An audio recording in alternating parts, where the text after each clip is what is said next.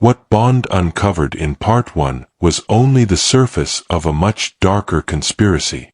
The serum he found, the enemies he faced, and the clues he followed were merely the first curtain of the Crimson Veil, a shadowy force operating far beyond MI6's radar. Now, as Part 2 begins, Bond is forced deeper into the maze, where every answer only leads to sharper questions. A deadlier enemy moves in the dark, watching Bond's every step. A hidden laboratory prepares something catastrophic. And the clock is already ticking. Bond knows one thing. The real battle hasn't started yet. And this time, the threat is smarter, faster, and far more ruthless. The fight ahead will test him in ways even he isn't prepared for, and survival is no longer guaranteed. Bond's fingers moved over the console, copying data and downloading manifests to a small drive. He found the chemical suite's control panel and made a mental map. Valves here, neutralizer reservoirs there, and a cascade sequence that would, if left unchecked, cause the mixers to heat and make the polymer crosslink in a way that rendered it unusable, but also dangerously volatile if mishandled. There were, in short, two ways to neutralize production: destroy the vats, noisy and permanent, or inject a catalytic agent that would convert the polymer into inert sludge. Q pushed Bond toward the cleaner, technical sabotage, a chemical solution that would leave the island's engineers no path to rebuild quickly. He prepared the injector, a small capsule of catalytic enzyme designed to lodge in the mixing line and initiate non-reversible denaturing. It was a knife that left no trace of fire. "Plant is live," Imran's whisper said. "They've got subjects in containment too." Bond felt the old mechanics of duty. They had to secure the human subjects first, then neutralize the payload. There was no room for sentimental error. They breached containment too. The sight slowed Bond for a breath. The rooms contained beds that resembled hospital cots, each fitted with EEG leads and small transponder bands at the nape. Some subjects were awake, their eyes glassy. Others lay in sedation. A technician in a lab coat moved to adjust a dial, his fingers a mechanical devotion to process. Bond moved like a river that finds the easiest course. He attacked the technician's hands with a precise martial sequence: forearm sweep to break posture, a small hammer fist to the gap under the collar, then a binding cuff so neat the man did not see it until it was done. It was non-lethal, controlled.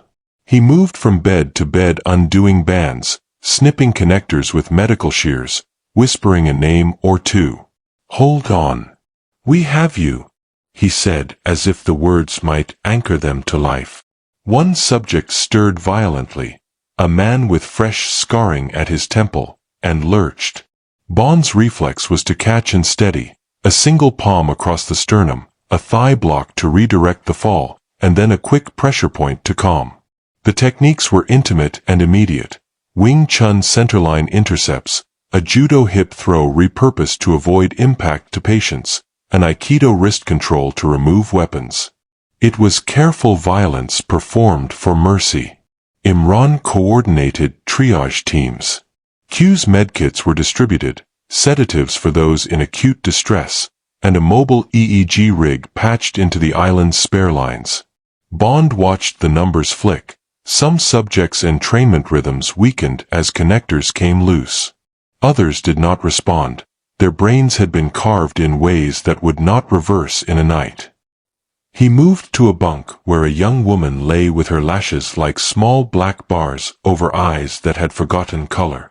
He lifted her hand and felt a faint pulse.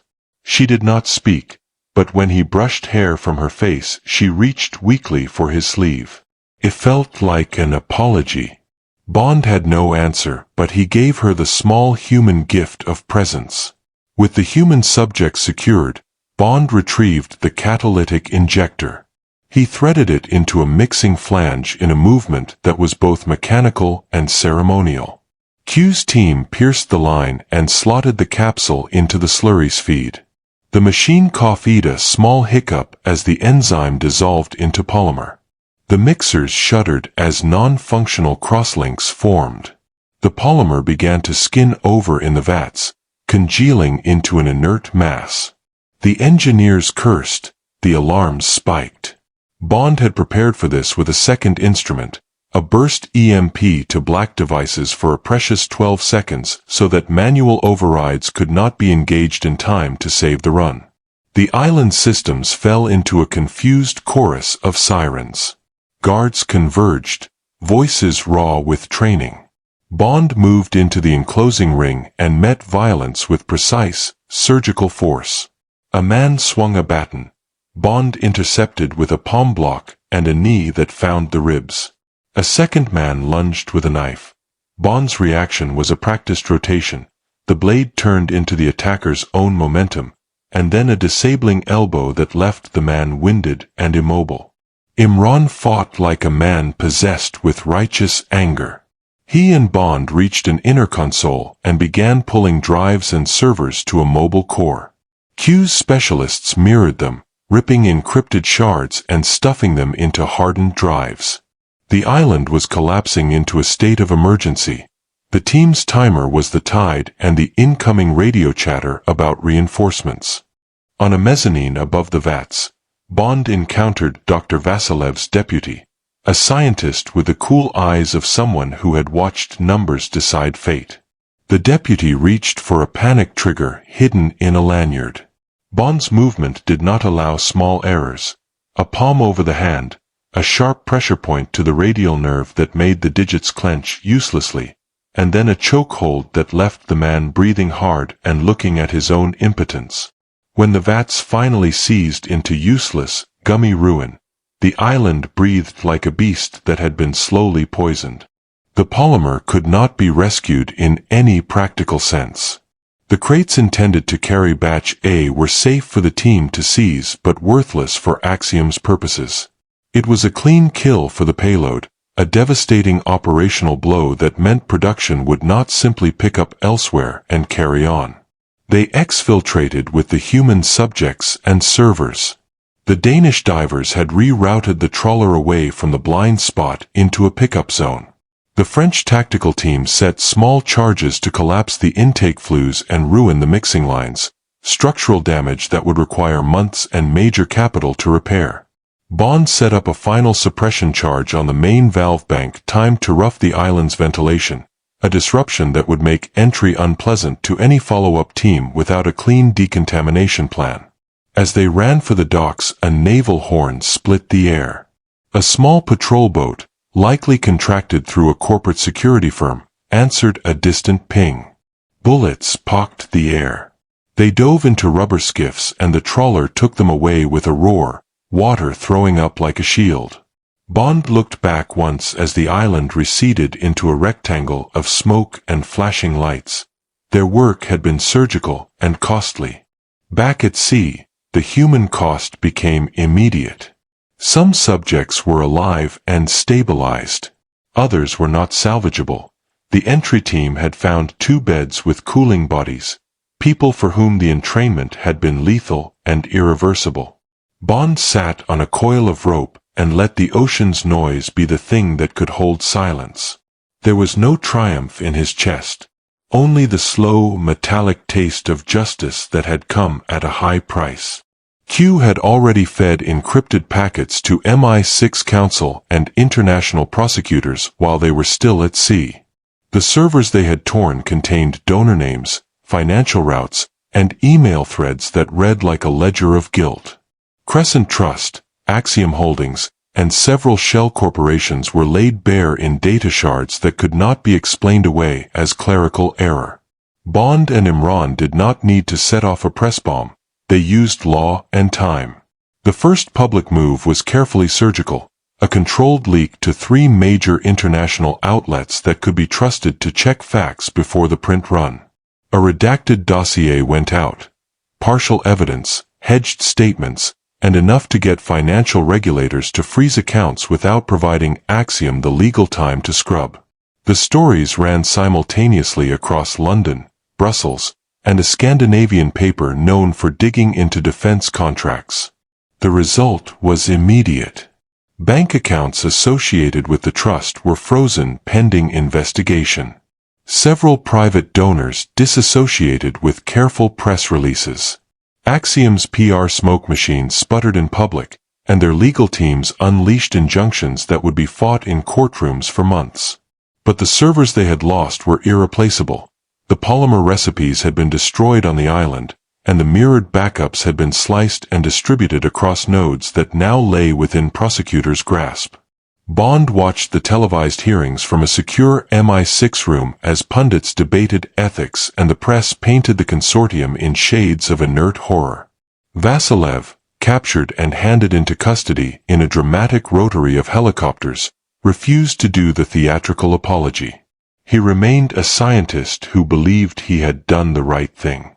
The law would have to decide whether that mind was a mitigating factor or an indictment of intent.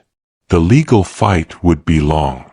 Several junior scientists would be offered immunity in exchange for testimony. Others would be charged. Some donors would fade behind legal curtains. Others, less fortunate in public gaze, would find their names dragged across newspapers and shareholder meetings. It would not be neat. But it would be loud, and it would raise cost. That was Bond's aim, to make the ledger of secrecy so toxic that investors would think twice. In his flat that night, Bond took Layla's hair clip from a drawer and closed his fist around it until it hurt. He had cut the head of Axiom's manufacturing capacity, but the Hydra still breathed. Secondary labs remained, encrypted backups had been moved to places where extradition would be slow, and there would always be a man ready to sell control to the highest funnel. He thought of the young technician, Eva, living under protection and testimony to come. He thought of the dead in Tangier and on the island, and let their faces be the small, hot coal in his chest. Imran visited the next morning. He sat across from Bond and tapped a cigarette against his palm, an old, useless ritual. "They'll spread," Imran said, not unkindly. "Where one head falls, 10 other rats find a new sewer." "Then we keep pruning," Bond said. "We make every seed of this chemistry too expensive to grow." They both sat quiet then, the two men who had turned a tide of secrecy into sunlight. Bond did not imagine the rest would be easy. He did not imagine that the next year would not bring fresh shadows. But he had done what he had set out to do. He had found the core, destroyed its production, saved some lives, and given the law the evidence to begin a long, bitter work. Outside, London was grey and clean. Inside, Bond folded a clean shirt and laid it on the bed. He had enemies that would survive and lawyers who would make their time costly, but he also had a map of where to hit next. The veil had been burned, but the work of unweaving it was only beginning. He touched the hair clip one last time and put it back in the drawer. Then he went to the window and looked at the city, already drawing breath for the next move. The courts move slowly. So does money. Both are engines that grind with legal patience and bureaucratic indifference, and Bond had set both in motion to eat Axiom from the inside out. The Northern Island had been a surgical strike. Now the work became a war of attrition. Prosecutors to marshal, witnesses to protect, donors to bait, and last-ditch labs to locate and destroy. It was less romantic than a raid, but no less deadly. Bond's flat filled with files. Q's team fed him torrents of data pulled from the island servers. Donor lists, contractor invoices, encrypted chat logs and emails that smelled as plainly of guilt as smoke. Imran's contacts were working on the ground, flipping couriers, pulling audit slips out of embassies, pressing bank officials until a clerical mistake became leverage. MI6 coordinated with Interpol and a handful of national prosecutors. The first indictments were drafted like scalpel cuts. But the ledger had teeth. The Crescent Trust's legal counsels were patient and venomous, and Axiom's board had shifted resources into legal boroughs where subpoenas thinned like paper in a fire. The press had a field day, public opinion swelled, regulators froze accounts. Still, the men at the top, the patrons, had layers of plausible deniability and armies of competent lawyers. Bond knew the only way the law could bite cleanly was to make those men step out of legal shadows and into rooms where they could not buy absence. He needed a lever small enough to pry a man's pride and large enough to make him show himself. Q found one, an invitation list for a post-trial philanthropy summit, a private donor gala hosted in Geneva at a glacial hotel with private annexes and more money in the room than most countries carry in a year. One patron on the list had a soft spot for philanthropy that required attendance. The press would be there but not intrusive. It was the sort of place a man could not easily refuse if he wanted to be seen as a benefactor. Bond called it a trap that smelled of champagne. The plan was elegant. Public exposure staged in a way that left legal authorities room to act. They would leak a carefully redacted dossier to a trusted international outlet timed to the gala. Then, when the donor left his table to take a phone call, a staged interruption, MI6 would have a warrant ready to compel him to give testimony in return for reduced charges. It was a negotiation on a tight wire. Push too hard and the man would vanish into safe havens. Push too soft and the law would be blocked by privilege. Bond and Imran rehearsed the choreography. Imran found an angle, a small charity in Tangier that the financier, Sir Gideon Crowe, had funded quite publicly. The charity's director had been drunk with the thrill of donations. She had sent an off-the-record email praising Gideon's interest in innovative health solutions. It was not damning by itself, but it gave Bond a way to connect the patron to the network's public face. Gideon Crowe was a man whose life had learned to look like good taste. He hosted charity balls, funded hospital wings, and smiled with the infuriating complacence of the wealthy who believe their conscience is purchasable. Bond watched him on the summit's live feed, immaculate cufflinks, a tie chosen for color and consequence. He would be a slow stalker into the trap. The dossier arrived as the dessert plates were cleared. An article, robustly sourced, began to run on 3 continents. It did not scream accusations so much as knit a certain narrative. Axiom had built a vertical system. Donor money funneled through the Crescent Trust had paid for field trials that used vulnerable human cohorts. The polymer backbone matched shipments found linked to Sir Gideon's charities. It was not a conviction. It was an invitation to inquiry.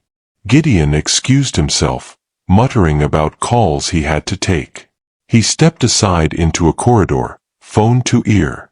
Imran, watching the feed with Bond and an MI6 legal team, nodded.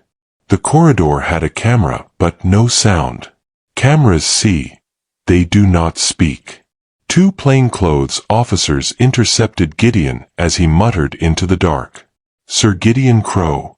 one asked, voice polite and efficient.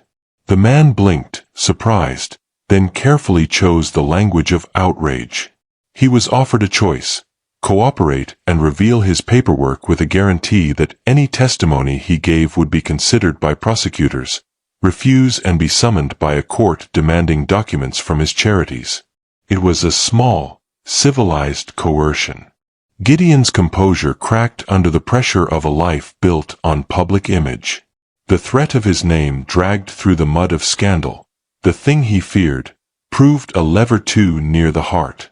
He agreed to a meeting, not under oath but with immunity negotiations arranged. It was not immediate triumph, but it was a door that opened. From Gideon's private emails Bond and Q found transaction nodes and a small, telling detail. A private escrow account under the name Redfin Logistics that had sent seed funds to a research incubator in Yerevan, a city whose paperwork hid within a legal gray of conflict and expense. The trail had finally crossed a jurisdiction that was less impenetrable and more dangerous. Imran arranged for local assets.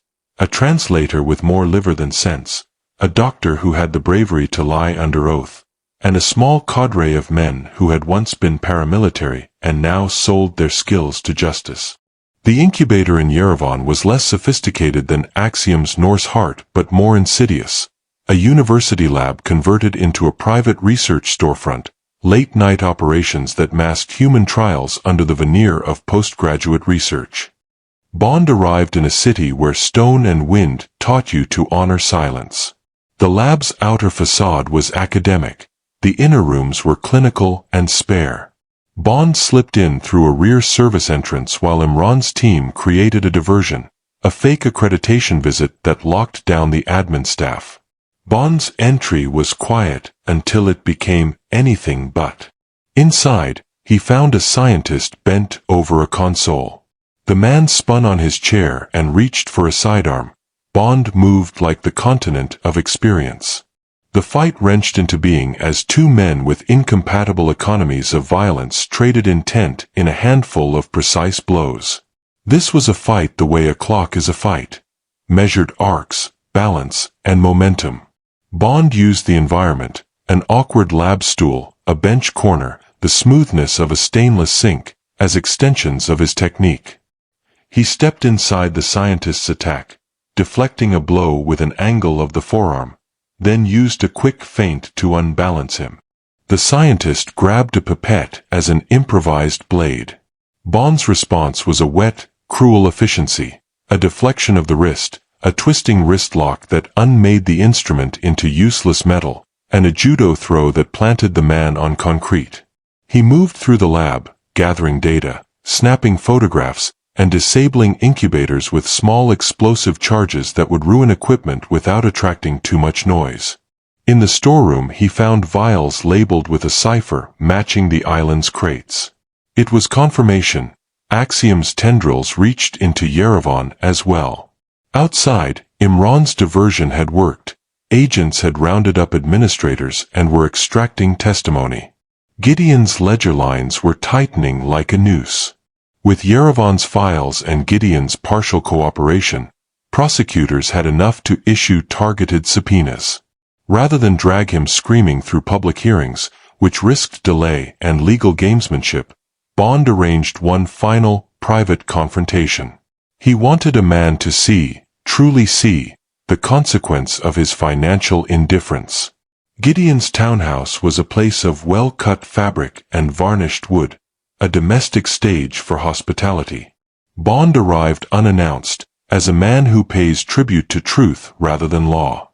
Inside, Gideon arranged drinks and civility, as if the room itself could wash away complicity. Bond set a photo album across the polished table, ledger screenshots, hospital photos, testimonies from the Yerevan lab. One by one, Gideon's polite defenses crumpled under the weight of the faces. Children who had been unlucky enough to be chosen, families who had been paid to be silent, the dead in Tangier whose names now glowed on Bond's tablet. "It is not just money," Bond said calmly. "It is a ledger that buys lives. You fund the labs. You pay the invoices. You stamped the checks. You could have asked questions." Gideon's face lost color. He made a late, fumbling attempt at a moral defense. "I thought it was research," he said, but the fiction had collapsed into hard records. He agreed, finally, to provide access to certain bank records and to testify to the trustees' communication channels in return for consideration from prosecutors. It would not undo the dead, but it would let claws be put into the hidden money flow. The legal process was messy and painful. Several mid-ranking managers pleaded guilty. Vasilev and a handful of other scientists were arraigned. Some donors were publicly shamed, others retreated into legal mazes. The Crescent Trust folded like a poorly made tent, its public face dissolved in weeks. But the network did not end neatly. Files suggested unspent polymer formulas cached in juristic havens, encrypted backups on private clouds, and a philosophy among some of the culprits that their work had been an ethical necessity. The world did not instantly become safe. Bond watched convictions and plea bargains play out with the cold patience of a man who understood that institutions move slowly, but move in the end. He stayed on the trail, pruning nodes, validating leads, and making sure those who sought to resurrect the work found their bank accounts dry and their reputations in tatters. Months later, after a debate in Strasbourg and a public inquiry that made international lawmen squirm, Bond found himself back at the rest stop where the story had begun. The coffee machine hummed. A new cleaner came on shift. He rubbed the hair clip between two fingers, small, human, stubborn. Layla's name was written into files and into a quiet folder on his private drive that he would not show anyone. He had cut the organism that had been Axiom down to a head and some writhing limbs. He had put men in cells and names on lists. He had not, and would not, pretend the work was finished. The Hydra's philosophy, that minds could be engineered, that consent could be bent by ledger or by poverty, had been wounded. He had made that philosophy pay a steep price. Imran appeared at his elbow and looked at the rest area as if it were a stage that had played a small, necessary part in the world. "You stopped the machine," Imran said. "For now," Bond replied. He slid the hair clip back into his pocket. "But the idea survives. We have to watch the books, the banks, the kids who make the reagents. We have to make it impossible to build this without the world knowing." Imran smiled, an expression that was half friend and half co-conspirator. "Good. Then we keep pruning." They walked away together into a city that knew little of what had happened beneath its calm surface. Somewhere, men and labs and secret funds would try again. For now, Bond had given the world a chance to breathe. For him, the work that never stops had simply found its next address. The courts had eaten Axiom's flesh and spat out a handful of guilty men, but the idea had not died. Bond had learned, the hard way, on concrete and at sea, that ideas are patient. They hide in code, in encrypted backups, under the bedding of legitimate research. He sat at his desk with a new problem, a list of clean faces and one stubborn, dirty fact. Someone, somewhere, still kept fragments of the polymer recipe and payload schematics hidden behind servers that answered to countries with slow extradition. Q's note arrived as a single line of dry humor and an attachment. "We found a shard. Central Asia. University node. Old academic server. They thought no one would look." The attachment contained a map pin, an IP trace that blurred across 3 proxies and a chain of polite deniability. It ended in a university lab tucked against a foothill range, a place where grant money and curiosity give cover to people who like to make things work. "You want to go digging?" Imran asked when Bond called. Bond rubbed the hair clip between thumb and forefinger. "We're not done," he said. "We prune, and then we prune again." The university presented itself with all the cute naivete of academia. Sunlit atriums, students with headphones, and a coffee shop that knew nothing of the deeds its patrons might fund. Bond and a small MI6 cybercell moved quietly under cover of a partnership pitch, an academic exchange that would let them access lab servers legally for a joint review. The server room looked like a cathedral of humming boxes. Q's analyst, a woman with a taste for cruelty in code, worked through proxy chains while Bond watched the world in the reflective sheen of the rack doors. They chased a shard through file system trees until a cache revealed itself, a dead account with a folder of encrypted containers, each labeled with innocuous academic names. Q smiled at the screen.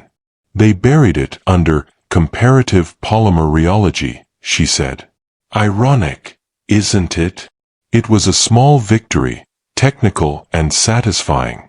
The shard contained a partial replication of the crosslinker algorithm, not the full recipe, but enough to tell where a living copy might exist.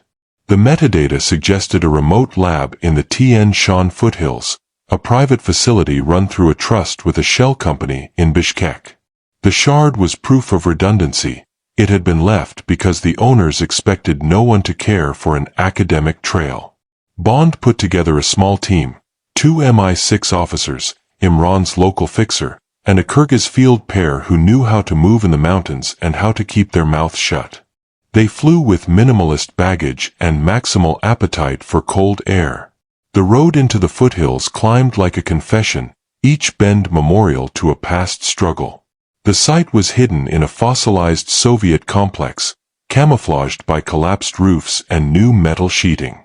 On paper, it was a botanical research station. In reality, its vents smelled of solvents, and its cool rooms hummed with precision. The guards were lightly armed and polite. The director wore a tie that tried too hard. Bond watched them move, then watched the patterns. His approach was the old one: gather the small things that men leave behind when they believe themselves invisible. He found security logs with gaps, a supply manifest that listed unusual gas cylinders, and, in a back office, a ledger detailing a courier route through Bishkek to a private client in Almaty. They did not attack like brigands.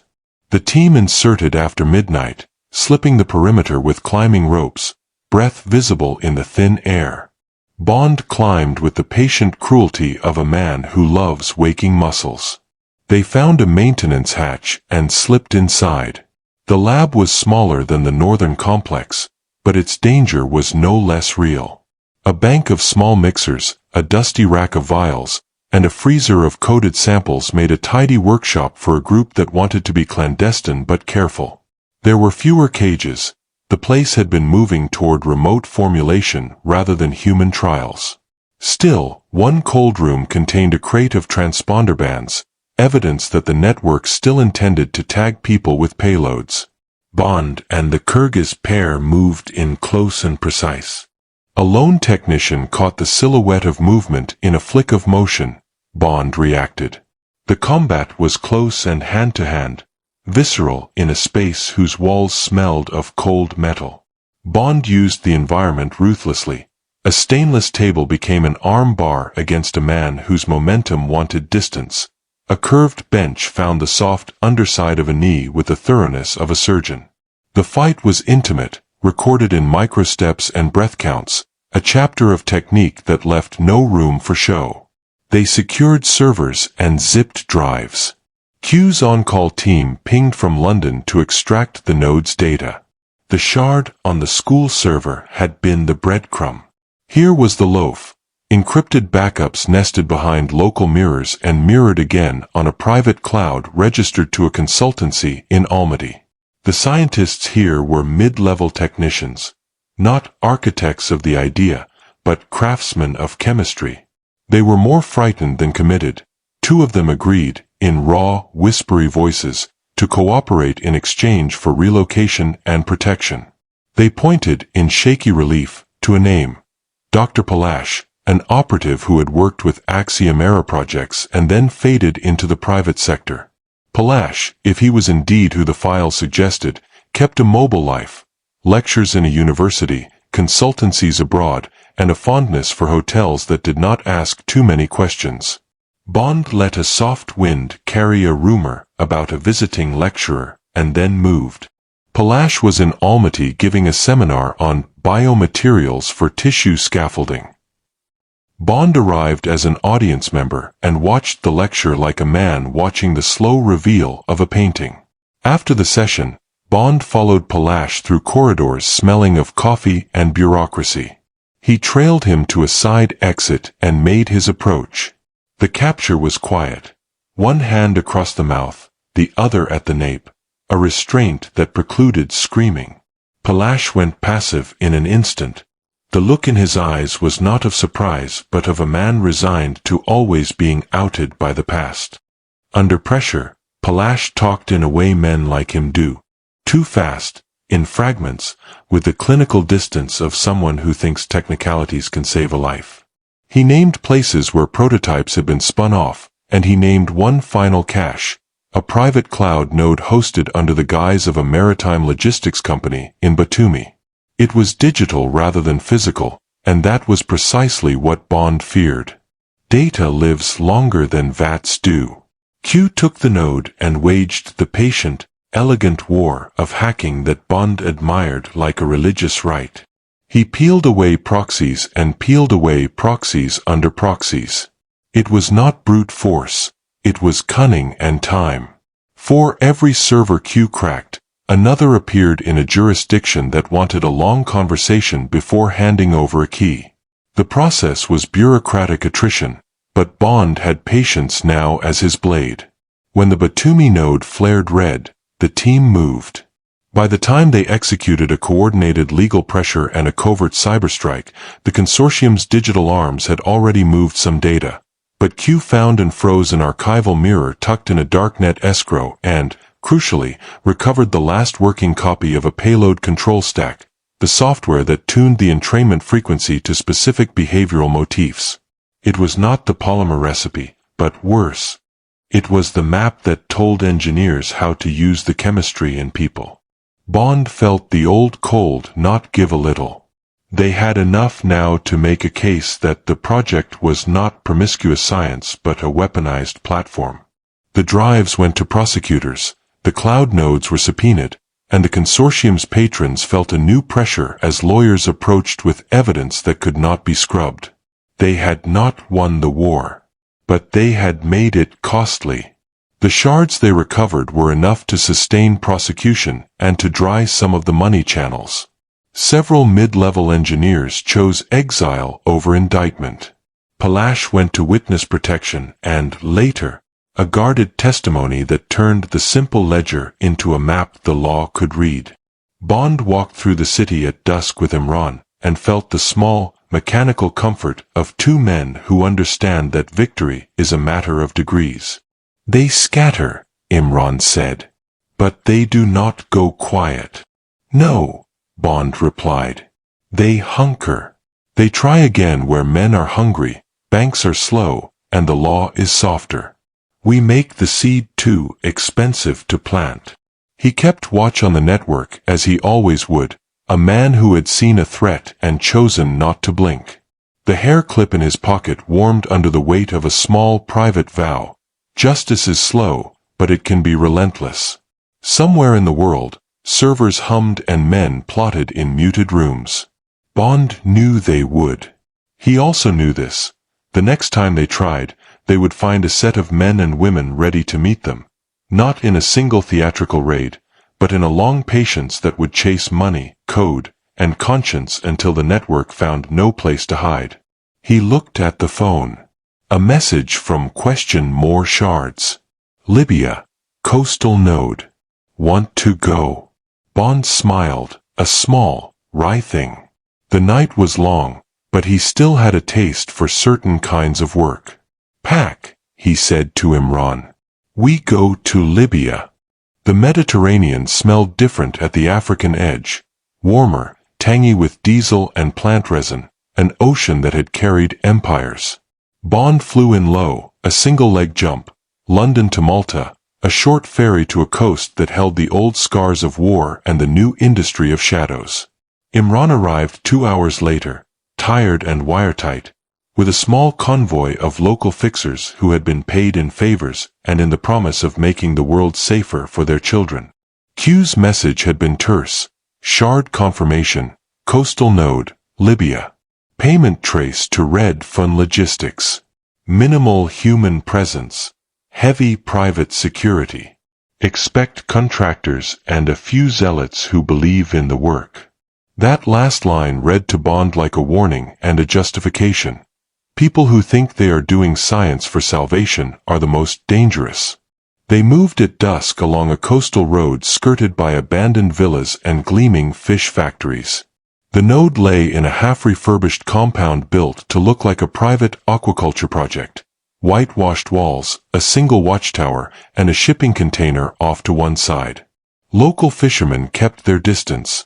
The men who watched the compound at night were not fishermen. Bond took in the perimeter with the kind of eye that counts angles and answers them with movement. Cameras were present, but old models, the sort Q had called paper cheap with professional wiring. Turrets were absent. Instead, the defenders relied on men with guns, dogs, and the legal impunity that comes when you pay the right people a small fortune. Imran's assets had done the homework. Names of guards, cigarette brands they preferred, the patrol cadence. The team split. Imran would take the western scrape, distraction, and supply lines. Bond would take the eastern approach with a local pair and a small inflatable boat. Q pinged from a van on a nearby dirt road, handing off a small package, a microacoustic jammer, a pocket spectrum analyzer, and a compact medical pack. "Keep one of those bandage things," he said. "You'll need it." The insertion into the cove was textbook quiet. The inflatable whispered against the water and then kissed sand. Bond led his pair up a gully, clothes damp, boots squeaking. They pinned down a perimeter and watched. A guard moved under the moon, his cigarette a small orange eye. Bond slipped like cold water behind him and closed with an elbow to the temple, a twist of a hip that converted the man's stumble into clean unconsciousness. The guard crumpled without a shout. Bond's hands were efficient. Tie, gag, move on. It is an ugly ballet that someone else had to write rules for. Bond only practiced it. Inside, the compound smelled of chlorine and the faint trace of solvents. The storage container was the wrong color for fish feed. Its interior contained racks of coated vials and a rolling crate of RFID-tagged boxes. A handheld scanner chirped quietly in Bond's palm. The crosslinker markers lit up like a constellation. Q's patch on his ear translated quietly. Polymer backbone. Match. Gdansk Lot B. 17. Payload caches. Partial. Ledger Echo. Red Fawn. It was the same chain he had been mapping for months. Bond worked fast. He photographed vials, snapped a USB camera into the facility's internal network, and downloaded manifest logs. In a tucked folder he found a ledger, shipments to medical partners, and a small line that made his gut twist. Field trials, migrant cohort, 12 subjects, booked for transfer NT27 variant. This barely disguised phrase meant human freight. Bond felt the old coil tighten. Then the compound came alive. A guard had heard the soft mechanical click of a tagged crate opening. Radios blinked, lights came up in harsh white. 3 men converged, guns raised. The firefight that followed was brutal, intimate, and without mercy. Bond did not shoot first if he could avoid it. He moved to take control. One man fired, and Bond's training rewired him to respond. He stepped inside the muzzle flash with an elbow into the throat, a palm strike into a collarbone, then a low leg sweep that carried the man into a stack of boxes. The second assailant lunged with a knife. Bond grabbed the wrist, rolled, and applied a pressure lock that bent the attacker into submission. Imran's team arrived like an answering echo, quick, feral, efficient. The fight became a choreography of containment. 2 fast takedowns, a pinned man, a gag jammed into a mouth. The dogs barked and were silenced by a well-placed throw of a non-lethal net. Within 10 minutes the compound was quiet again, men tied, eyes wide with betrayed belief. They interrogated the leader, a local contractor who had signed checks and looked as if he had been paid to forget what he had seen. He swallowed and said things that had the ring of frightened truth. Crates came in under diplomatic cover sometimes they came by night. The lab in this compound prepared small payloads for remote tests. He insisted he didn't know the names of the people who funded it, only the codes, Red Fawn, NT variant. Q recorded everything. Bond's fingers closed on the leader's ledger. One line danced on the page. Payment received from Red Fan via Red Sea Escrow, November 8th. Reference, Axiom 4. Bond's eyes met Imran's. The chain tightened. They searched the storage container deeper and found a locked cooler with passive ice packs. Inside were human-sized bundles, wrapped, tagged, the cold shock at the core of a machine that had grown cruel by habit. They found no bodies. Someone had removed the people already, but the transponder bands were there, used and discarded. Evidence, yes. Hope, less so. The Libyan node had been a local processing point. Small payload capsules, tagging devices, and a handful of petroleum-grade polymer mixes. The quantities were small, enough to test cohorts, and that was the point. Small, deniable, lethal. A cynical laboratory had turned human lives into iterative testbeds. They took the drives and the ledgers and wet-packed them into a dry bag. Q would chew through the encryption. The forensics team would pull the IP trails. Bond sat on a crate and let the night be an instrument of thought. The fight had been quick. The moral wound was not. He could not shake the faces of those who had been taken from the island, from Tangier, from other nodes. Each ledger line was a life. Imran sat across from him, low to the ground, the amortized light catching the planes of his tired face. "You want hands on the head or the money?" he asked. "Both," Bond said. "Red Fawn is our vector. It will take us to the clients if we follow the money and the transports. We need to freeze their logistics, then bleed their patrons." The operation split into two urgent tasks. Q, working with an MI6 cyber squad, executed a quiet freeze on several escrow accounts related to Red Fawn. It took hours, phone calls to banks with more polite threats than the banks liked, and legal pressure that smelled like diplomatic leverage. Meanwhile, Imran's men watched the docks and hotels where the network moved. A courier would show his face in public. He always did. The courier appeared in the late afternoon on the second day. A broad man with a limp who thought no one could read his gait. Bond trailed him through alleys and to a small guest house, the kind that registers men with cash and does not ask for identity. They took him at the stairwell and did not break him. They offered water, cigarettes, and a path. Cooperation in exchange for a life that had no further bills. The courier, when he talked, stripped the veneer from the operation.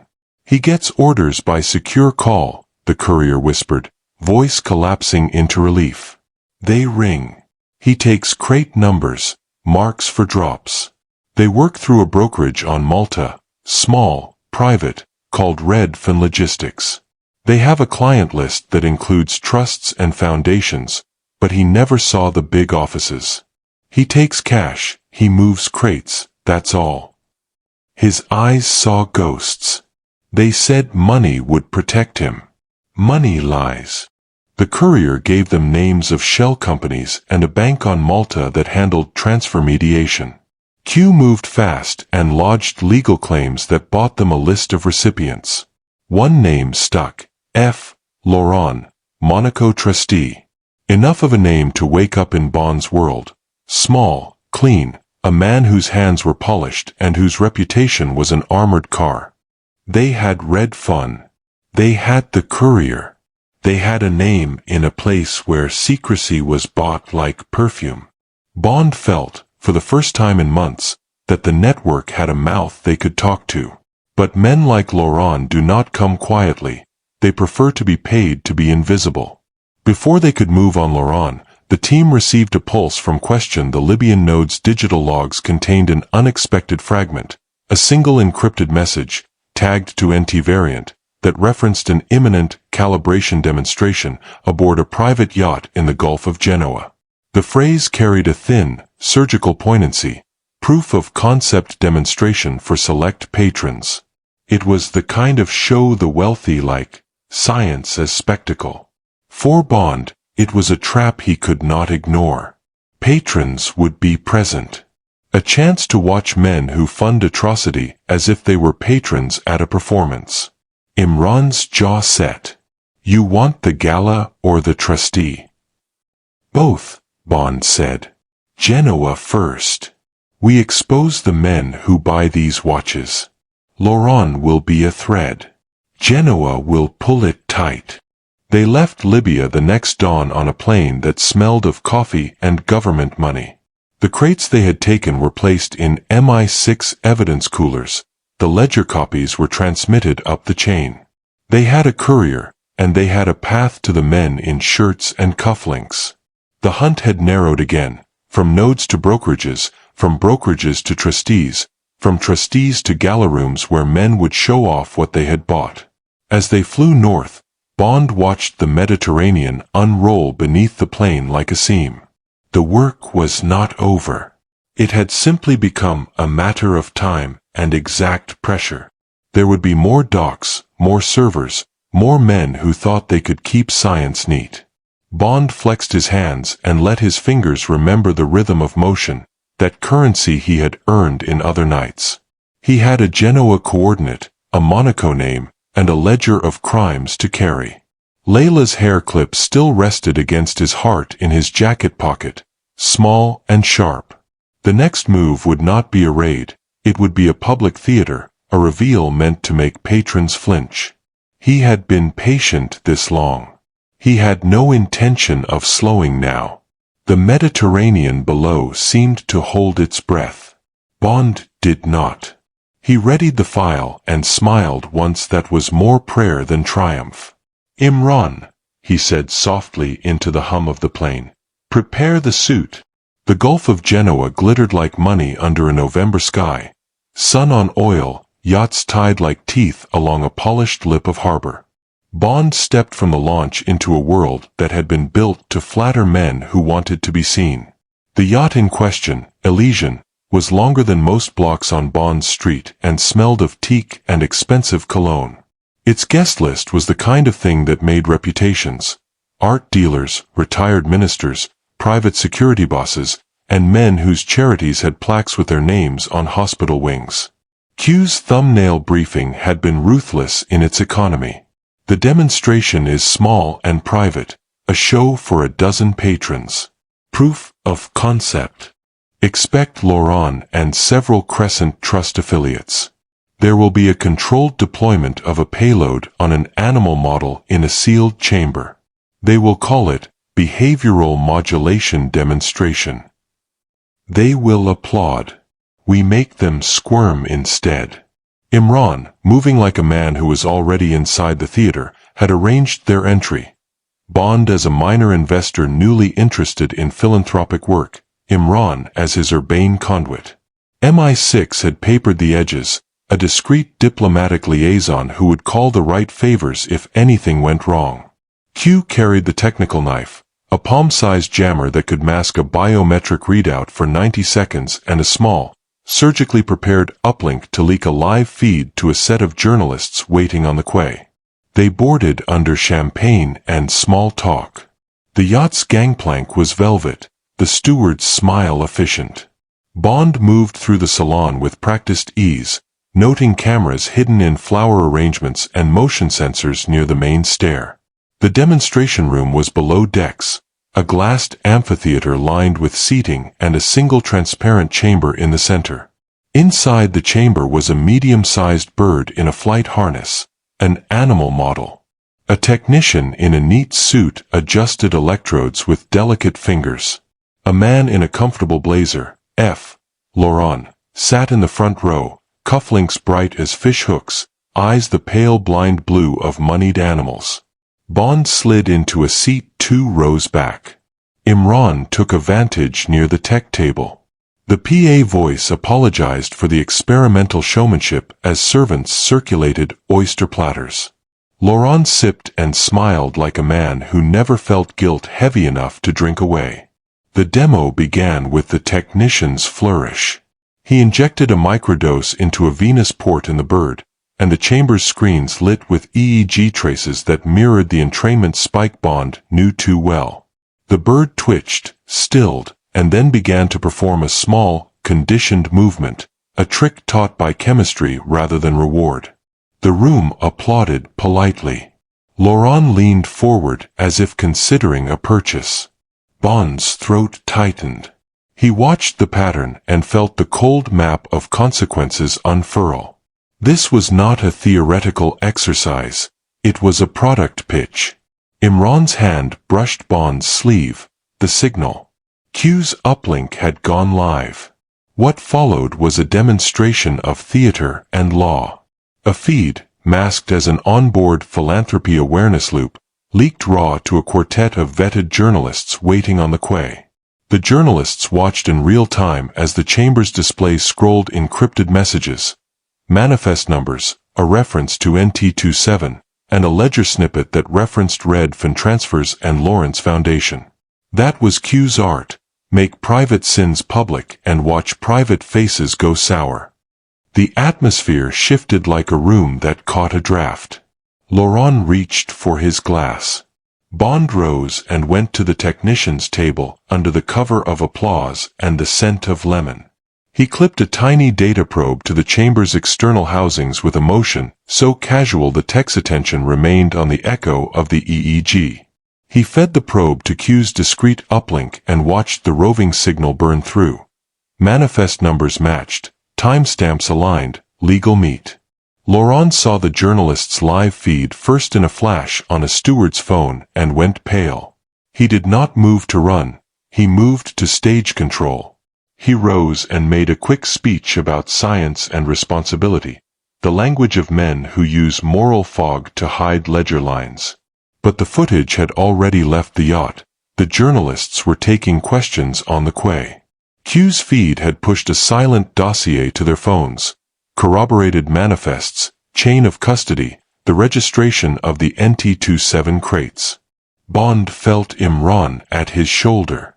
"We can arrest him now," Imran murmured. "No," Bond replied. "We need him to speak. We need the ledger. We need Laurent to lead us to the trustee." Laurent tried to move for the door. Bond was across the carpet in a breath.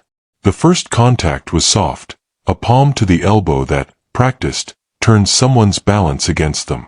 Laurent pivoted, outraged and shocked, his civility cracking like a shell. A steward reached for the scene. Bond redirected him with a small, non-lethal jab to the wrist that rendered the man clumsy and apologetic. The yacht security, well-trained and polite, stepped forward, and Bond stepped back as if to invite their hands. He wanted a public performance, the donor who funded cruelty confronted by a man who would not let him hide. The yacht's comms blared. "Security, contain Mr. Bond," someone said. Laurent called for the captain. Bond put his hands up with an expression of wounded innocence. "Gentlemen," he said, voice a honeyed blade. "I came to see how philanthropy is done in this company. I would like to see your accounts once we have the courtesy of public transparency." Laurent spat a bitter word and made for the lower gangway. He stepped into a small crowd near the stern, and Bond followed with an easy gait. The crowd parted. Lawrence's face had gone a color Bond had seen before, that of a man realizing his life could be unstitched by a set of facts. Laurent bolted for the tender. Bond moved faster. He did not draw a gun, he did not need to. The first move was a simple shoulder check that unbalanced Laurent into a railing. They traded a single shock of hands, Lawrence's attempt to shove past, Bond's grip that became a wrist lock, and in the space of 2 heartbeats a tight throw that left Laurent on his back at the yacht's rail. Security closed in. Lawrence's men reached for phones, for pockets. Bond's free hand flicked the small blade from a steward's belt and snapped it across the deck like a punctuation. Imran was behind him now, a quiet presence. The yacht's captain, a man with a face like a carved thing, came forward with a complaint. Bond handed him a printed piece of paper, a legally sanctioned warrant MI6 had had on standby, and the captain's face shifted from annoyance to protocol. Laurent was detained under quiet, polite terms. He was not handcuffed, he was escorted into a cabin and told to wait. Q delivered the final twist. A recorded readout from the chamber and an image of manifest excerpts were already in the hands of an investigative team on the quay. The world had eyes tonight. Lawrence's lawyers could dispute things for months, but the public would not be patient. Patrons who wanted to be seen would soon find themselves stared at. Bond knew arresting Laurent on the yacht would cause a diplomatic uproar. MI6 preferred a quiet handoff. Instead they moved in the next step. Gentle pressure. Laurent was offered a deal in the cabin, cooperation in exchange for limited immunity in return for testifying and exposing higher names. His denial lasted all of 48 hours. A man's need to be seen as a benefactor is the slenderest of rails. When the rails creak, men fall. Laurent gave them a name that made Bond's blood run like ice. Sir Gideon Crow's private trustee, a Monaco fiduciary named Marcel Dargent, who handled escrow and offshore transfers. He gave a pattern: meetings in Monaco, courier routes through Malta, and an occasional private flight to Geneva where donors met with evaluators. Bond felt the map close slowly. They had Laurent, they had filmed proof, they had the feeds that could not be unseen. The demonstration had been exposed. The patrons had been made to squirm. The ledger had been punctured. Laurent's cooperation bought them a window.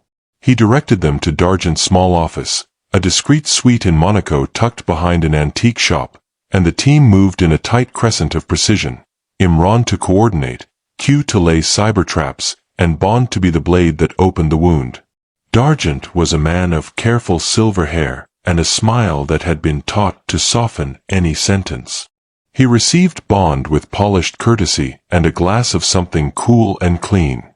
His office smelled faintly of leather and the sea. On a side table, a single ledger lay open to a page that was not meant for strangers. Entries on Red Fawn, transfers to Crescent Trust, and one line that read like a signature: Axiom Holdings, seed funding tranche. Bond did not wait for theatrics. He showed Dargent the yacht footage, the manifests and Laurent's testimony. The trustee's composure first flickered, then hardened. He played the card of legal insulation. He spoke of fiduciary duty and privacy. Bond watched as a man tried to negotiate silence. "You facilitate the network," Bond said quietly. "You move money. Men die because you open accounts." Dargent smiled, and it was a small, frightened thing.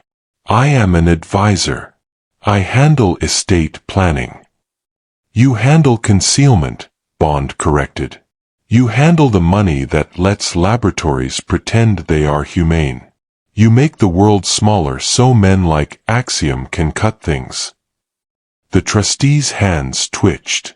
An instinctive movement, a call to a phone behind a false veneer, was all Bond needed.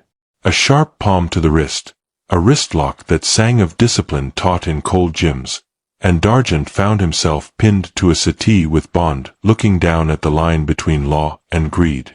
Imran's men moved in behind him. They offered the same deal they had offered Laurent: testimony in exchange for mitigation. This time Dargent's compliance was slower and more pragmatic. He negotiated for legal cover, for a deal brokered through Monaco's courts, and for the security of his accounts. Men like him think of money as a language and legal cover as grammar. Bond had to use both. Dargent relinquished a list of clients, not all of them, but enough to let prosecutors compel bank audits and to force the public into a new kind of court: reputation. MI6 and Interpol coordinated the handoff. Documents were prepared. Bonds were tighter. The investigators had begun to see a pattern of patrons who had bought the concept of control as though it were a fine wine. Within days the media cycle spun. The Genoa feed had become the story that would not sleep. Laurent's face was on morning programs. The yacht demonstration was criticized in op-eds. Dargent's name, when it appeared in a leaked ledger, sparked calls for investigation in Monaco's tightly regulated banks. Laurent's immunity negotiations dragged but produced information. Crow's trusteeship was now a legal target with prosecutors in multiple jurisdictions requesting records. Bond sat back in a small MI6 room and felt the tiredness that comes from work that is both moral and legal. The network's tendrils had been exposed. Patrons were being flushed. But the hydra that is secrecy slinks into new burrows. The team had unmasked crucial players, but they had not eliminated the idea. Men would still try to buy control. He took a breath and reached for the hair clip in his pocket. Layla's memory was a small, stubborn ember that warmed his strict resolve. The Genoa demonstration had been a turning point. They had found the men who paid for spectacle, they had acquired legal leverage, and they had pried open the ledger. Imran, as if reading Bond's mood, touched his shoulder lightly. "We cut ahead," he said. "But the garden grows seeds." Bond's reply was a simple, inevitable plan. "Then we root them out. We follow each name, each account, until there is nowhere left to hide." They had a map of patrons to follow. They had diplomacy to deploy and prosecutors to arm. And they had enough evidence to make the public uncomfortable. The next moves would be legal sieges, audits that would dry bank accounts, and targeted arrests that would make the idea of paying for control seem too expensive to risk.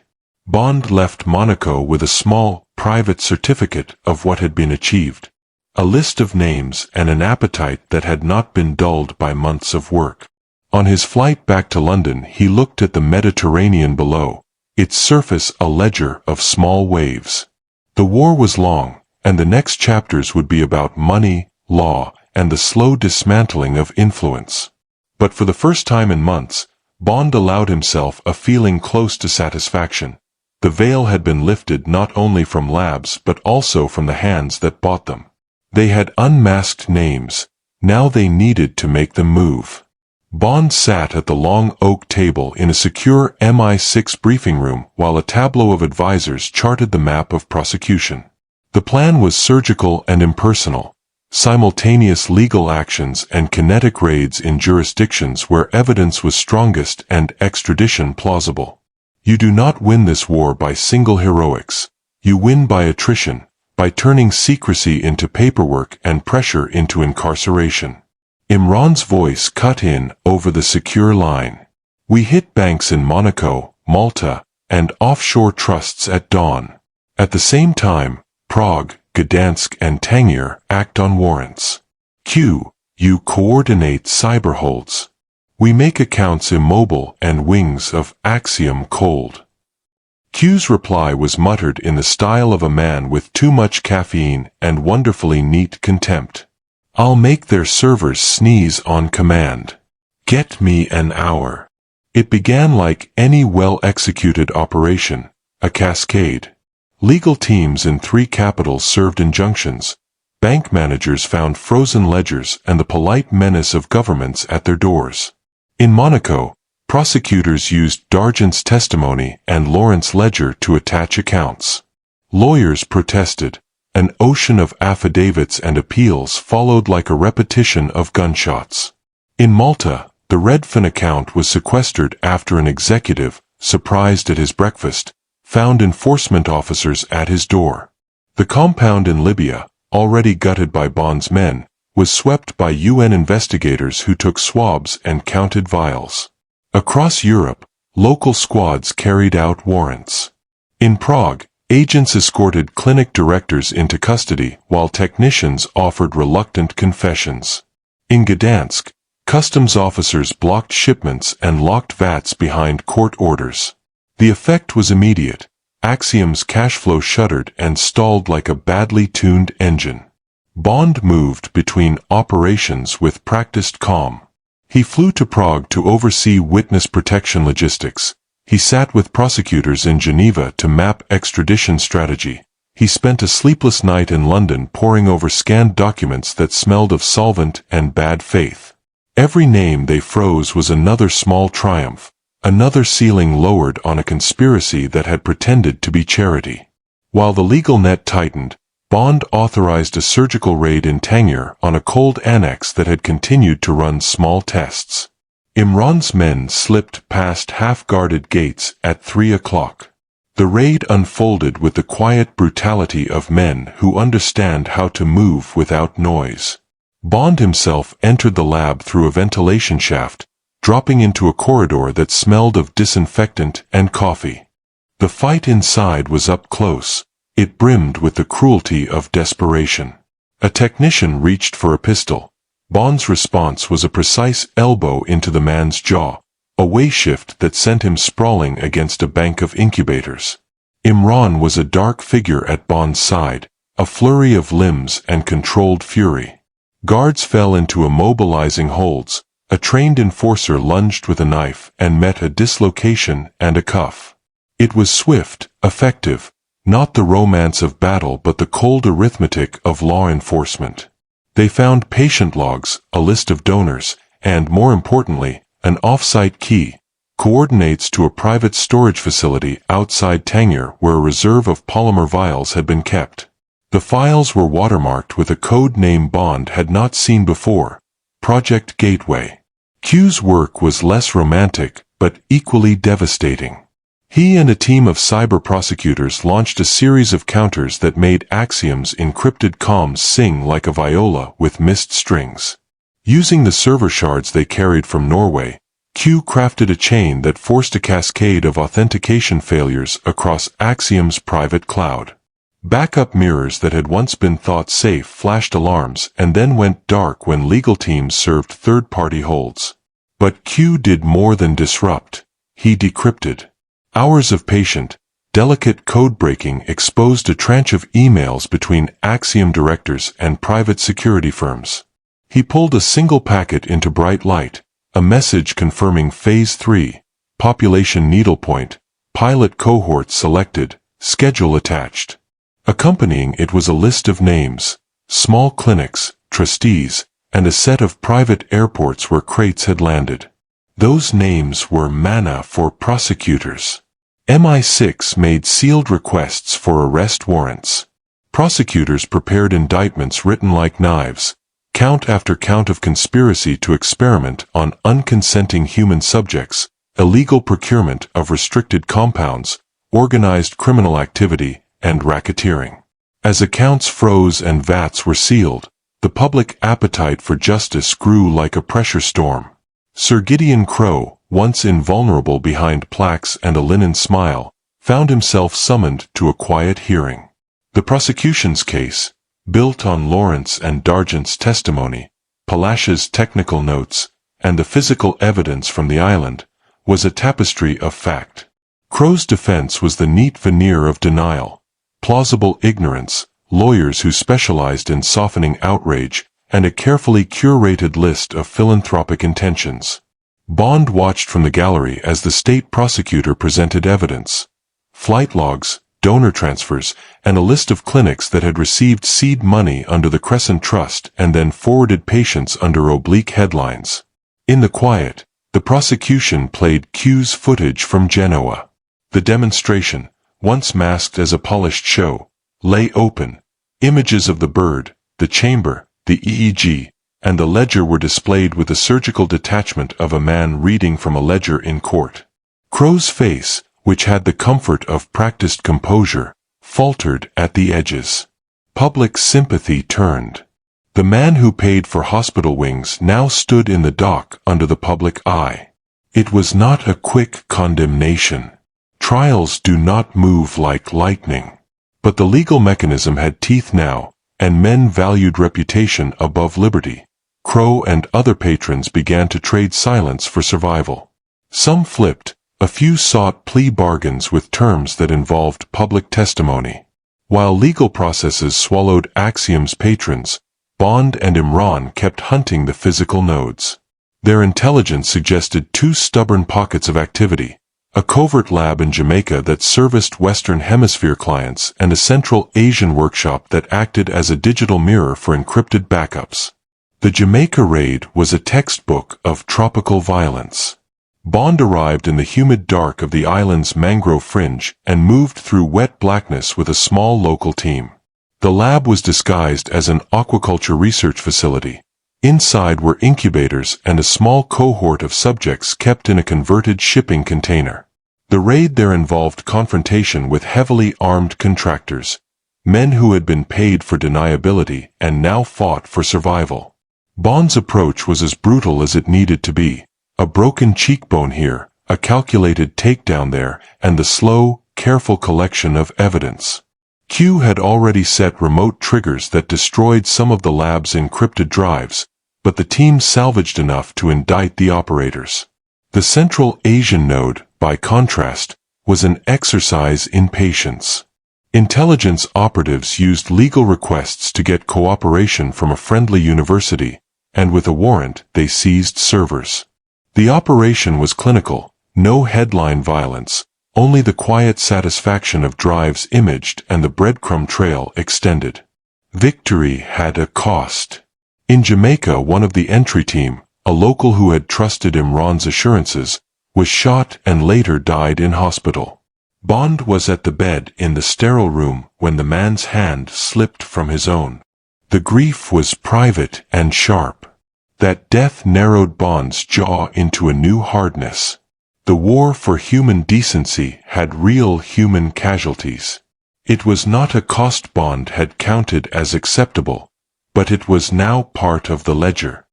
He made one promise at the bedside, that the man's name would be on the list of those remembered in the indictment documents, that his family would be supported, and that his sacrifice would not be invisible. Small comforts for a large loss. As the legal and physical sieges progressed, cracks appeared in Axiom's boardroom. Directors who had once smiled in councils found their personal finances frozen. Trustees who had promised anonymity found subpoenas landing with the polite ferocity of winter. Shareholders demanded explanations. Bank managers demanded proof. Lawyers argued. The PR machine lost horsepower. Vasilev, the scientist, was coaxed into a plea that promised reduced time in exchange for full cooperation. In an interrogation room he did not look like a monster. He looked like a tired man who had believed in an idea and had been willing to sever conscience to pursue it. He gave technical testimony, which Vats made who had access to special crosslinkers, what strings were pulled to keep pilot studies off regulators' radars. His evidence was devastating because it was both technical and human. By the time the first indictments were read, the public had an appetite not only for punishment but for structural reform. Parliamentary hearings began. Regulators designed stricter controls on polymer exports, research registries tightened, and international conventions were drafted to prevent the misuse of neuromodulatory technologies. It was not perfect, but it raised the cost of the project and made potential backers think twice.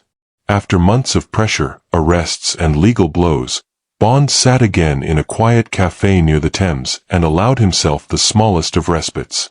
He had cut Axiom's production head off, he had made patrons feel heat, and he had forced prosecutors to act. He had avenged Layla and the others in the only way his line of work could, by making secrecy expensive and control unprofitable. Still, he knew the ledger never closed. The idea remained, patient and waiting for new financiers or new greedy men. Bond had found men who would trade consent for progress. He had made them visible and costly. The war changed from night raids to subpoenas, from hand-to-hand combat to legal crosschecks. New enemies would always arise, but so would the men and women who refused to let the ledger stay clean. He touched the hair clip in his pocket and let it be a private compass. The world had shifted a little, and for now, the most dangerous experiments were disabled, the main labs ruined, the wallets frozen, and the lists in the hands of prosecutors. For Bond, that was the kind of victory that leaves scars and a map of what to watch. He looked at Imran across the table. The man's face was weary but steady. "We did it," Imran said. "For now," Bond replied. "For now." They sat in silence, each man knowing that the quiet would be only temporary. A pause before the ledger called them back into the dark. The calm after months of operations was deceptive. Bond knew the pattern too well. When the visible heads of a network fall, the shadow roots remain. Axiom's physical laboratories had been destroyed, key accounts frozen, and senior patrons exposed, but whispers of Project Gateway persisted in encrypted channels, ghost servers, and dark webs that avoided every standard surveillance net. MI6 intelligence suggested one final, mobile lab operating somewhere in the Balkans, a clandestine unit moving under cover of humanitarian aid shipments. Layla's abduction had been only a beta test. The serum, if deployed on a larger scale, could have unpredictable neurological effects. The threat was no longer theoretical. Bond flew to Belgrade under a nondescript cover, a financial consultant auditing regional healthcare logistics. Imran had traced satellite shipments and triangulated the lab's probable location, a derelict monastery in the hills, repurposed for science and secrecy. The approach was cinematic in the style of lessons Bond had learned from both MI6 and his experience with Imran. Helicopter insertion was out. Noise would alert any on-site contractors. Instead, he chose to move on foot through dense oak forests, the autumn mist hiding shadows and sound. Each step was calculated, each breath measured. Bond reached a clearing where the monastery rose like a crumbling fortress, its stone walls etched with moss and age. 2 guards patrolled a lower terrace. One carried an automatic, the other a baton. The fight was precise and silent. 1. First guard, a blow to the temple followed by a lock on the wrist, a roll, and the guard unconscious but alive. 2. Second guard, attempted a swing. Bond sidestepped, delivered a calculated knee strike to the sternum, then twisted the arm into a submission hold. Imran, waiting with a perimeter team, secured their escape route. The monastery's interior was a labyrinth of corridors, converted chambers, and high-tech labs hidden behind aged walls. Bond noted a series of reinforced doors with biometric locks, not standard hospital security, but advanced enough that only someone inside the organization could access them. In the central lab, Bond and Imran discovered rows of incubators containing vials of a silvery fluid. Labels were coded. Logs suggested a dangerous evolution of the serum that had afflicted Layla. The mic-robots within could now modulate neural activity across wider ranges and faster intervals. Phase 4 testing. One misstep, one leak, and a human subject could be permanently impaired. A single terminal showed live telemetry from remote test subjects, volunteers under duress. The scene was clinical and terrifying. Imran's voice was low. They've accelerated the mic-robot vector. Layla was their prototype. Bond's jaw tightened. There was no room for error. The lab had to be neutralized, and every record, every vial, every server destroyed. Bond coordinated the operation with precision. Entry team, silent insertion through back corridors, guards neutralized with minimal noise. Technical team, Q's operatives planted EMP devices and uplinks to extract logs in real time. A Bond and Imran, responsible for the main lab and containment units. The fight escalated. Contractors emerged from side rooms, heavily armed. Bond moved with martial precision. Kick to the chest, spin into an elbow strike. A knife disarm, followed by a wrist lock and shoulder throw. Sequential incapacitation, each move executed in seconds, lethal if necessary but with Bond's characteristic control. Imran flanked a technician trying to initiate remote deletion. A single flick of a finger redirected the process and preserved vital evidence. Once all personnel were subdued or restrained, Bond coordinated the demolition. EMPs disabled electronic systems. Portable incinerators neutralized chemical traces. Server cores were extracted for forensic analysis by MI6. By dawn, the monastery lay in smoldering ruin. Every vial, every mic-robot, and every record was either secured or destroyed. Back at MI6, Bond presented the extracted logs. They contained names, shipments, and future plans, a map of the organization's remaining cells. Layla's serum, dangerous and untraceable in small doses, could no longer be produced. The network, for the first time, was vulnerable. Bond allowed himself a rare moment of satisfaction. The hunt had been long and meticulous, spanning continents and blending legal, cyber, and physical tactics. But he knew the ledger was never truly closed. Rogue scientists, hidden financiers, and desperate contractors always lurked. Imran, seated across the table, lit a cigarette and exhaled slowly. "You've cut the root," he said, "but there are always shoots." Bond nodded. "Then we watch them grow, and cut them before they blossom."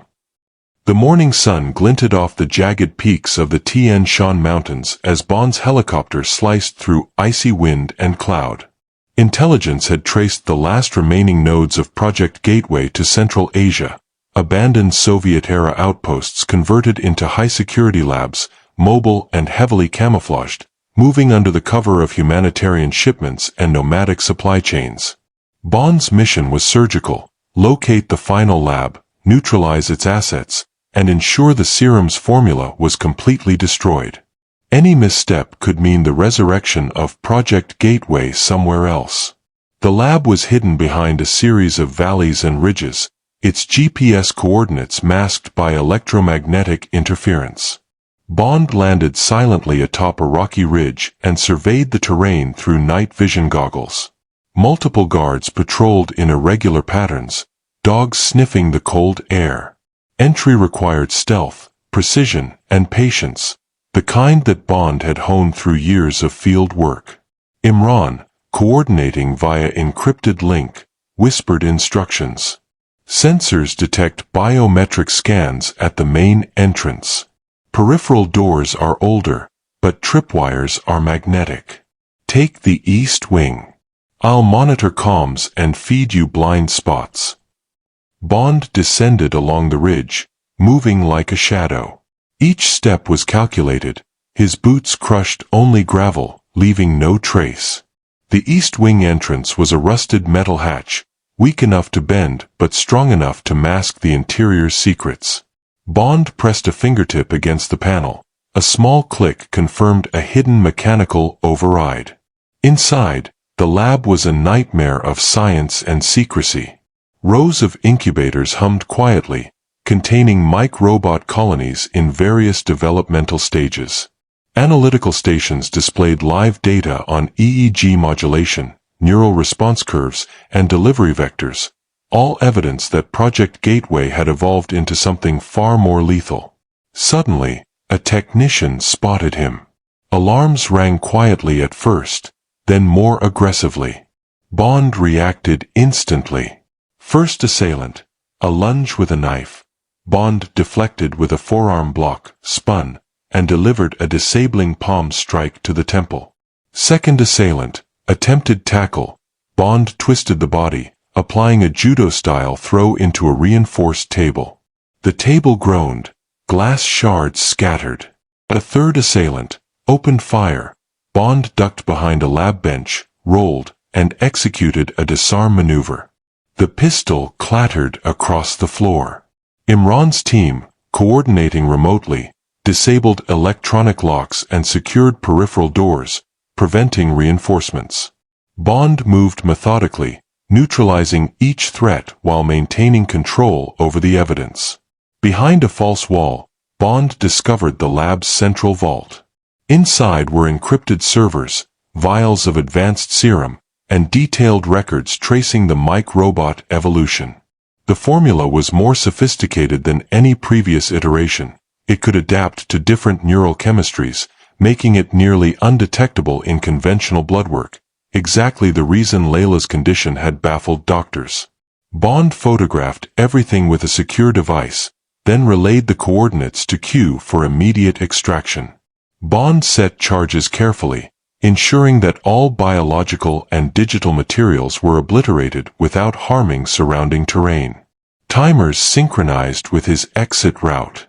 The vials incinerated, chemical residues neutralized. Servers destroyed, hard drives melted, leaving no recoverable data. A lab collapse.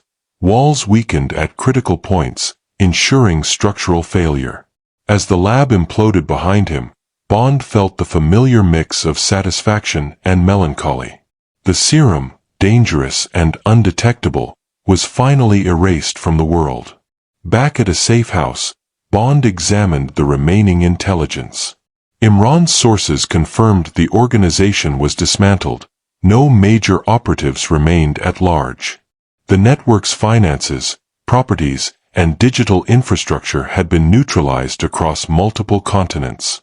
Bond leaned back in the chair, letting the cold air wash over him. The ledger was closed, the experiments terminated, and the threat eliminated.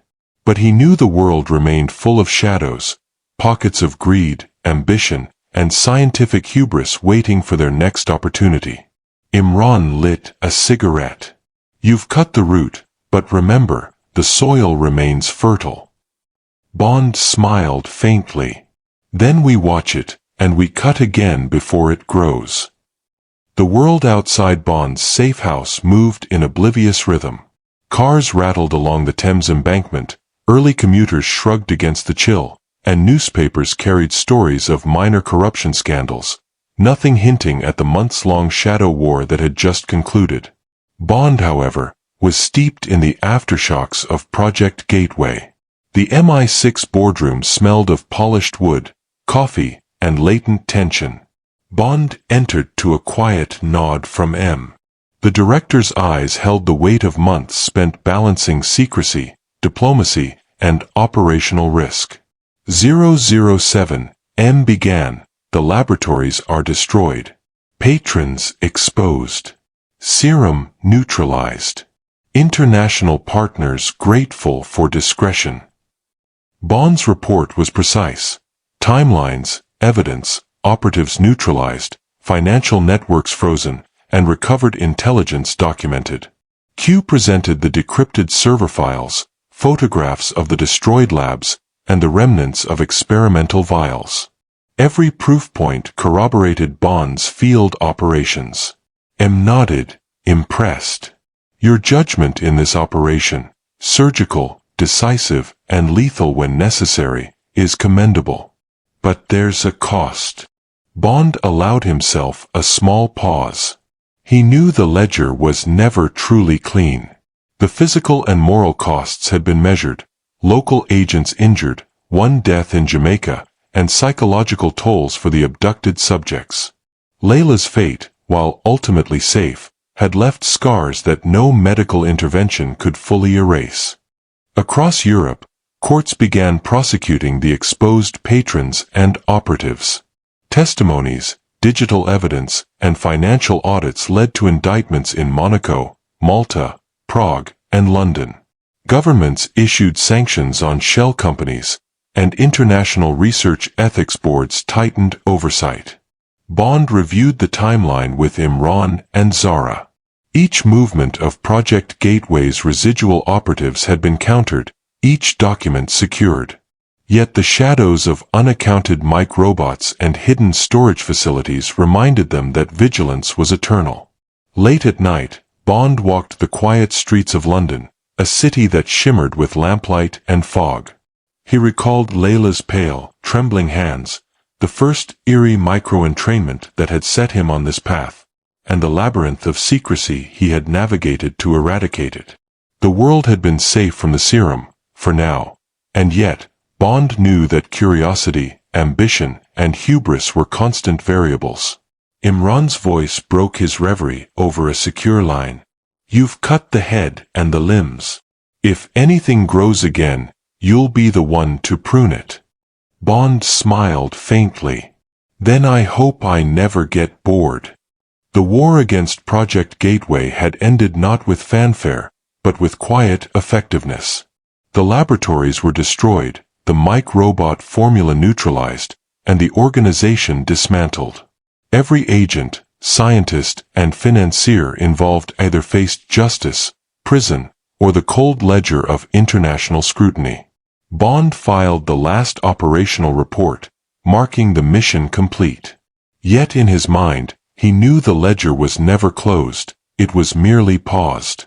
Project Gateway had been a test of human ambition and technological audacity, a reminder that science without conscience is always dangerous. He stored the report, leaned back, and allowed the smallest, rarest luxury, a deep breath. The world slept, unaware of how close it had come to manipulation and terror. The crimson veil had collapsed, its labs reduced to ash, its secrets buried. For now, the world was safe. Bond turned away from the ruins, unaware that deep beneath the rubble, A single server light still blinked. The end.